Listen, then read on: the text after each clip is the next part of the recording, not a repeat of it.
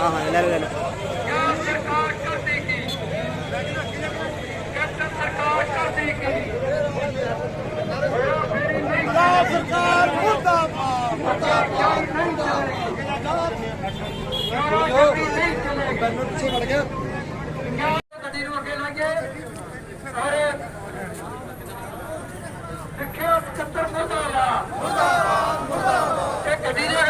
सारे साथी पीले पौधे हो जाते लोग सड़कों में जाते हैं। सिक्ख्या सकत्तर मुर्दाबाद, डिक्टेटर सिक्ख्या सकत्तर मुर्दाबाद, हिटलर सिक्ख्या सकत्तर मुर्दाबाद। जो हिटलर की चाल चलेगा, जो हिटलर की चाल चलेगा, पंजाब सरकार मुर्दाबाद।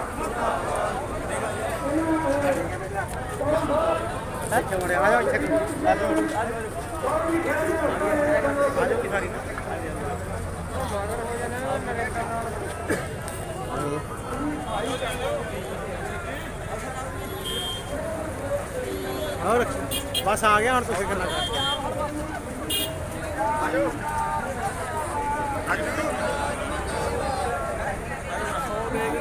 ये भी आप लड़नी है।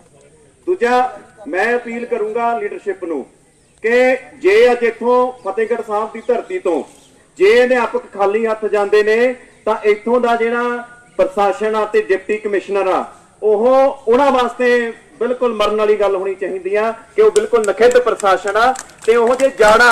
मैं अपील करूंगा कि इन्हां गेटां दा इन्हां घरां दा कोई फायदा नहीं हैगा। सानू इत्थों जाण वेले लॉक लगा के जाना चाहिए कि यह पक्के तौर पर बंद हो जाने चाहिए ने जिथों लोकां वास्ते कोई भी आवाज़ नहीं निकलती। इस करके पहला उड़ीक करिए प्रशासन की, क्योंकि प्रशासन ने भरोसा दिता कि गलबात चला रहे हैं। ठीक है, थोड़े विचों कई साथी आए होणगे कि 3 बजे रैली खत्म हो जानी मुड़ जाना, पर याद करो कि पिछले साल जदों 25 नवंबर को किसान जथेबंदियां दिल्ली वाल जाण लई वधियां तां 2 दिन का धरना मिथ के चलियां सी कि 26 ते 27 नवंबर दिल्ली दे विच धरना लावांगे, उस तो बाद वापस आवांगे। पर तुसीं ये देखो कि घोल दा इस तरीके नाल मगिया कि 26 नवंबर से गए हुए पिछले साल आ हुण अगली जी 26 सितंबर आऊगी उन्होंने 10 महीने हो जाने ने। इसे करके 25 सितंबर को उन्होंने पूरे भारत बंद का सद्दा दिता होया।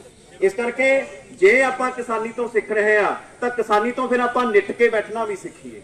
किसानी तो यह भी सीखीए कि जे धरना कोई स्कूल का टाइम नहीं है, दफ्तर का टाइम कि 8 तो 2 गए, 2 बजे छुट्टी होगी, घरे वापस आ गए। ध्यान मारो कि नीतियां कित्थे पहुंच गईयां। नीतियां तो इत्थे पहुंच गईयां कि 1991 दियां पास कीतियां होईयां। इस दहाके दे विच उन्होंने वो निजीकरण, उदारीकरण, विश्वीकरण नूं पूरी तरह लागू करना। ते जदों वो नीतियां लागू होणगियां तुहाडे स्कूल नहीं रहने, दफ्तर नहीं रहने, महकमे नहीं रहने। कि जे दफ्तर ते महकमे नहीं रहने तो साडी जिहड़ी पोस्ट आ, साडी जिहड़ी नौकरियां कोई हवा दे विच नहीं रह जूगी। इस करके ये जिहड़ी तिखी लड़ाई आ, तिखी लड़ाई दे नाल नाल सानूं ठामे नाल बैठ के लड़ना भी सीखना चाहिए। दूजी गल, जिवें जिवें किसानी का घोल अगे वध रहा बहुत कुछ सीखण सिखाउण नूं मिल रहा। किसानी दे विच ओह हिस्सा पिंडां दे लोक जिन्हां नूं इह कहा जांदा सी कि इह तां घੱਟ पढ़े लिखे ने, इह तां अनपढ़ ने जां इन्हां नूं नीतियां दा नहीं पता, उन्हां दे विच एक नवां जिहड़ी ऊर्जा ओह संचार कर रही आ।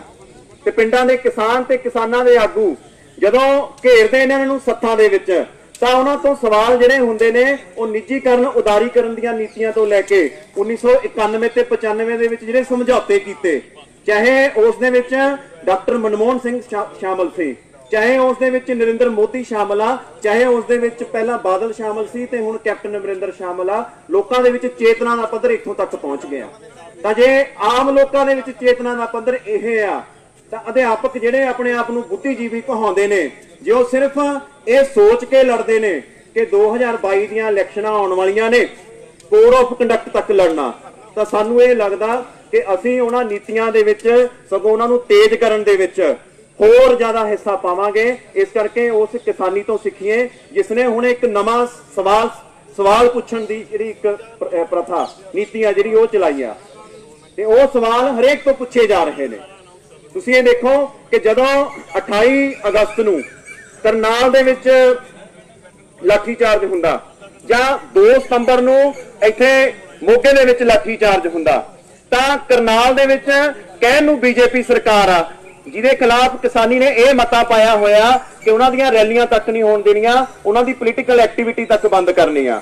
ਪਰ ਇੱਥੇ ਸਰਕਾਰ ਆ ਸਨਮਾਨ ਕਰਨ ਵਾਸਤੇ ਤੁਸੀਂ ਮੈਦਾਨ ਦੇ ਵਿੱਚ ਡਟੇ ਹੋ ਤੇ ਹਾਲੇ ਤੱਕ ਵੀ ਬੈਠੇ ਹੋ। ਆਪਾਂ ਡਟੇ ਰਹਿਣਾ ਜਦ ਤੱਕ ਕੋਈ ਕਿਸੇ ਗੱਲ ਨਤੀਜੇ ਤੇ ਨਹੀਂ ਪਹੁੰਚਦੀ। ਤੁਹਾਡਾ ਬਹੁਤ ਬਹੁਤ ਧੰਨਵਾਦ। ਜੈ ਜਨਤਾ ਜੈ ਸੰਘਰਸ਼, ਜਿੱਤ ਲੜਦੇ ਲੋਕਾਂ ਦੀ। ਆ ਕੇ ਜਿਹੜੀ ਸਰਕਾਰ ਦੀ ਪ੍ਰਪੋਜ਼ਲ ਆਈ ਆ ਉਹ ਤੁਹਾਨੂੰ ਦੱਸਣਾਗੇ। ਸਭ ਤੋਂ ਪਹਿਲਾਂ ਤਾਂ ਯਾਰ ਪਵਿੱਤਰ ਇਸ ਦਿਹਾੜੇ ਦੇ ਨਾਲ ਤੁਹਾਨੂੰ ਸਾਰਿਆਂ ਨੂੰ ਹੀ ਅਧਿਆਪਕ ਦਿਵਸ ਦੀ ਜਿਹੜੀਆਂ ਹੈ ਬਹੁਤ ਬਹੁਤ ਮੁਬਾਰਕਾਂ। ਮਾਨਯੋਗ ਸਿੱਖਿਆ ਮੰਤਰੀ ਜੀ ਵੱਲੋਂ ਤੁਹਾਨੂੰ ਜਿਹੜਾ ਹੈ ਕੱਲ ਤੁਹਾਡੀ ਜਿਹੜੀ ਦੋਨੋਂ ਇਹ ਸੰਸਥਾਵਾਂ ਨੇ ਇਹਨਾਂ ਨੂੰ 1 ਵਜੇ ਦਾ ਜਿਹੜਾ ਹੈਗਾ ਉਹ ਸਮਾਂ ਦਿੱਤਾ ਗਿਆ ਹੈ। ਸੁਖਵਿੰਦਰ ਸਿੰਘ ਜਿਹੜੇ ਨੇ ਉਹਨਾਂ ਨੂੰ ਅਸੀਂ ਇਸ ਵਾਸਤੇ ਤੁਹਾਡੇ ਵਿੱਚ ਯੂਨੀਅਨ ਦੇ ਜਿਹੜੇ ਬੰਦੇ ਉਹਨਾਂ ਨੂੰ ਅਸੀਂ ਕੋਆਰਡੀਨੇਟਰ ਨਿਯੁਕਤ ਕੀਤਾ ਗਿਆ। ਉਹਨਾਂ ਨਾਲ ਜਾ ਕੇ ਜਿਹੜੇ ਇਹ ਤੁਹਾਡੇ ਨੁਮਾਇੰਦੇ ਨੇ ਉਹ ਕੱਲ ਮੀਟਿੰਗ ਜਿਹੜੇ ਕਰ ਸਕਦੇ ਨੇ। ਲੋਕ ਏਕਤਾ ਜਿੰਦਾਬਾਦ ਜਿੰਦਾਬਾਦ ਜਿੰਦਾਬਾਦ, ਸਾਡਾ ਏਕਤਾ ਜਿੰਦਾਬਾਦ ਜਿੰਦਾਬਾਦ।